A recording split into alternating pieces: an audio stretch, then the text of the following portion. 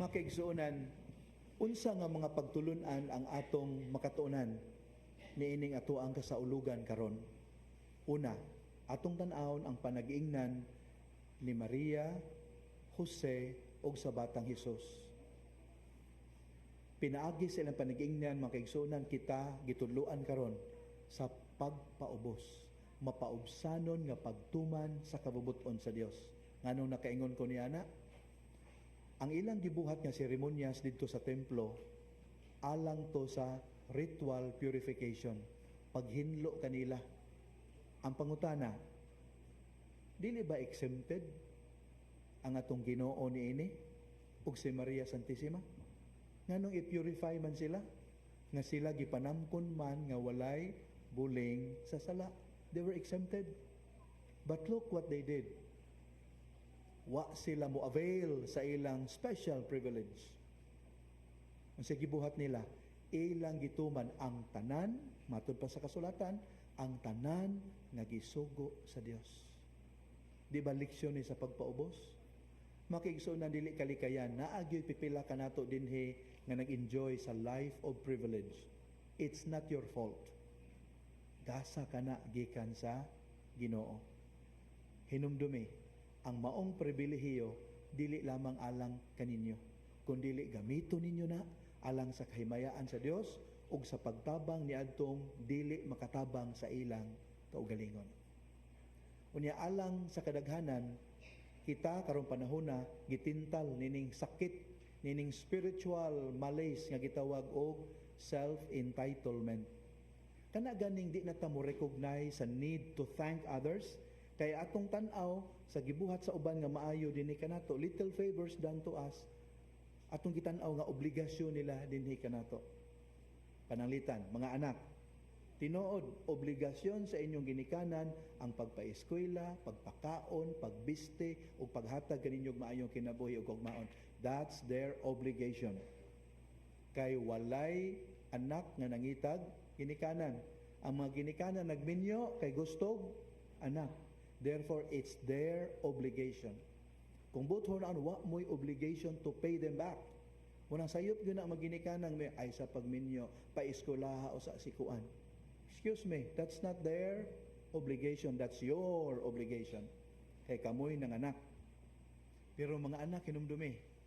Yes, it's their obligation towards you.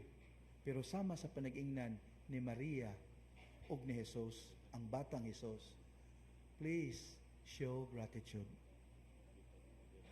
It's their obligation towards you, yes, but show gratitude. Ayaw anang self-entitlement. I deserve this. Ginikanan good mo. That's your obligation to give me a good school, to give me a good education, to give me good food, to give me good life, to give me a bright future. That's your obligation. Dili na mao. It's their obligation, no question. Pero gikan ninyo nga recipient sa maong obligasyon, unsay gipaabot sa Dios? Thankfulness, gratitude, recognize. O kanang kita nga naay mga sakop nga ubos na to. Yes, it's our obligation to demand that they do something for us because we pay them for it. Pero tungod kay naay panag-ingnan ang atong Ginoo ug si Maria Santissima, we show gratitude. Ikamatay bago na nato mingon ta, thank you. Ha, ikamatay na to na. Ikapobre na to na. Ikaubos na sa tong status kung mingon ta, thank you. Dili gyud. So we show gratitude. Haron di ta matakbuyan sa sakit nga makadaot sa atong espirituhanong kinabuhi. Kasi tawag sa mong sakit, self-entitlement. Nya uso kaayo na karon. Moro na uso nga hangyo ko ayo mog sakay. Ikaduha nga leksyon nga atong makatunan. Si Simeon o si Ana, sila ragyod, sa kadaghang tao sa templo, sila ragyong duha, ang nakakita kung kinsa ang yano nga bata, nga gibitbit usab sa yano kaayo nga managtiayon dito sa templo. Wa sila prior encounter, dili ba? Dili man sila friends with the Holy Family. First time pa to nila nga nag-abot. But look, sa kadaghan sa mga tao sa templo, sila raging duha ang naka-identify from among many children to be offered to the Lord that day. Sa kadaghan sa mga ginikanan nga naa didto, magtuman silang obligasyon. Natumbok gyudayon sa ilang mga mata, nagigiyahan sa Espiritu Santo ang inahan sa Dios ug ang anak sa Dios. Natumbok yun nila. Nganuman, kay malaumon sila, maampuon sila, ug kanunay nagbuhat sa kabubuton sa Dios. Unsay gingon sa kasulatan, Blessed are the pure of heart, for they shall see God. Kapait sa mga pari ni adtong panahona nga mo'y nagpahigayon sa seremonyas sa consecration. They just saw Jesus as one of their clients. They never saw Jesus for who He was. Why? Kibaw na tastubag. Their hearts were far from being pure. Their hearts were not like the hearts of Simeon and Anna. Purified by prayer, by hope, by fasting, by trust in the Lord's promises. So mao ni kaduhang leksyon. Kung gusto tang makakita sa lihok sa Ginoo sa atong kinabuhi, we need to purify our hearts. And it's not a project that can be accomplished overnight. Kinahanglan ni og lifetime commitment. Habit formation. Pag-anad sa atong kaugalingon to be sensitive to the presence of God in our lives. Ikatulo o katapusang leksyon nga ako ang pahimugatan ini atong panagtigom karon. Dili ba ang Ginoo omnipresent man? Meaning, He can be anywhere. His presence pervades the whole of creation. Omnipresent. Jeremiah 23:24. Jeremiah 23:24. Ang tibuok kabuhatan Ginoo, puno sa imong presensya. Muna sa kasulatan, klaro kayo, where can I hide from you? If I go to the highest heavens, you're there. If I go to the deepest of the netherworld, you too are there. Asa ko makatago nimo Ginoo? Di kita makatago sa Ginoo. He is omnipresent. Bisan asa siya. Ang pangutana, ngano man nga kinahanglan pa man ta moadtog simbahan, moadtog public places of worship in order to glorify God, nga bisan asa man daay siya, bisag CR ta, pwede ta mingon, Lord, glory to you. Thank you, my digestive system is still working. Nganong wari pa mangitag simbahan? Nganong maghasol pa man kita? Natanawa nga to ang Ginoo mismo. Siya, Ginoo mismo, may adto, may hago, may gasto, may sakripisyo, may risgo, may biyahe gikan sa Nazareth padung sa Jerusalem to go to the temple to fulfill the commandment of the Lord. Mao sa na itong pangutana, nganong moadri pa man kita og public oratory? Nganong moadto pa man kita og mga pilgrim site? Nganong moduaw pa man kita og cathedral, basilicas aron paghibaya sa Ginoo nga bisan asa man siya? Ang tubag simple kay makaigsuonan. Naay mga lugar niining kalibutana nga gikonsagrar ngadto sa Ginoo. Unya kay consecrated man for a special purpose. Sayod ta nga anaa dinha nining mga lugara ang Shekinah ug kabud, the presence and the glory of God. So kung muadto ta ng mga lugara, sigurado ta na kung sakto lang ato ang mental frame o disposition of our hearts, ato yung masinati ang Ginoo pinaagi sa mga signs, symbols, words, hymns of the liturgy. Diba giingnan ta mo nga usa ka pare giduol og usa ka parokyano nga nagkadayong, Father, you don't know me, right? And sabi to, di ko familiar nimo, ma'am. Parokyano man ko nimo, pads. Pero di ko magsimbahan. Uy, kanugon, nga naman. Ang mga simbahan, padre, puno sa mga hypocrites. Uy, nga nung nakaingon ko ka anak. O, walang kakibaw, Father. Kana mga active simbahan, kana mga active sa kapunungan, kanang hinimbahon, walang kakibaw. Mo na mag-unay ni mo glibak. They peddle intrigues and lies behind you. Mao ba?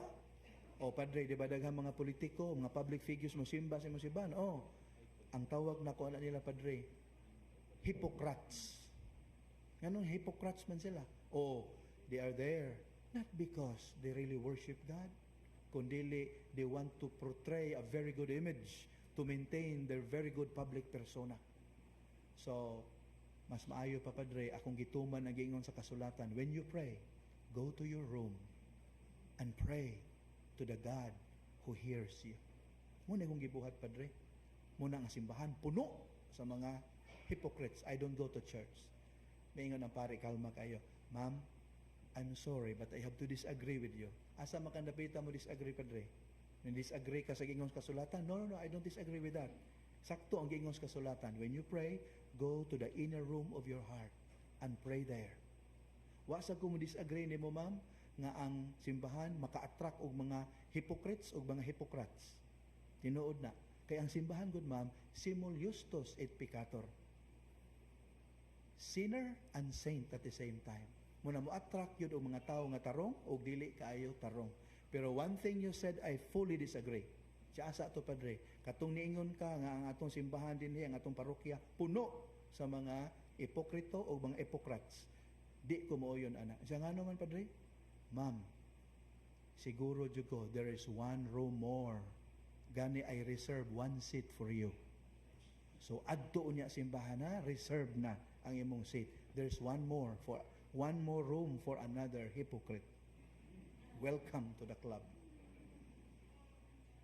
Yes, kitang tanan mga hipokrito. Why? Ikapila naman ta, magsige ingon, kay akong sala, akong dakong sala. Pero kung i-confronta sa ato ang sayop, may ingon na ito, excuse me, that's your fault, not mine. Di ba? O, inigsima na Santa, hapit na, may ingon na ta, ang sala, gidungtan na mo. Dili na mag-usab kami. Oy, pikat. Di na tayo mabungol pa kumpisal. Kung di na tayo mag-usab. We are all hypocrites. That's why we need God. Muna mo duol kita sa mga places of worship, mo atenta o mga liturgical celebrations and public worship. Haron yan ang pagiya, ato makita ang atong pagpaubos. Nga naman, mo adjust man ta sa isig usa. Atong tapad, nga di ta kauyon, sa mga saba, sa wali sa pare nga way klaro, sound system nga ana, mo adjust anang tanan. Mao na the price we have to pay for being hypocrites who need God. So mo na ikatulong leksyon nga atong makatunan sa atong kasaulugan. Sacred spaces are places of encounter with God. Mao nang importante nga mugahin tag panahon sa pagduaw nining maong lugara. Pero okay po nang we pray in private, but not to the detriment of our need for public worship. Hinumdumi, asa nakita ni Simeon ug ni Ana ang Ginoo? Wala sa merkado. Didto nila na sinati, didto gyud sa templo.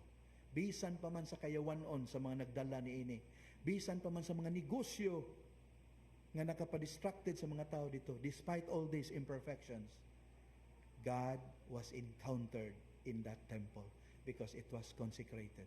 So it is with this place. God is here with us. And few moments from now, this God will descend on this table and will transform the bread and wine into the precious body and blood of our Lord Jesus, who in today's celebration is consecrated to God for our salvation. Amen.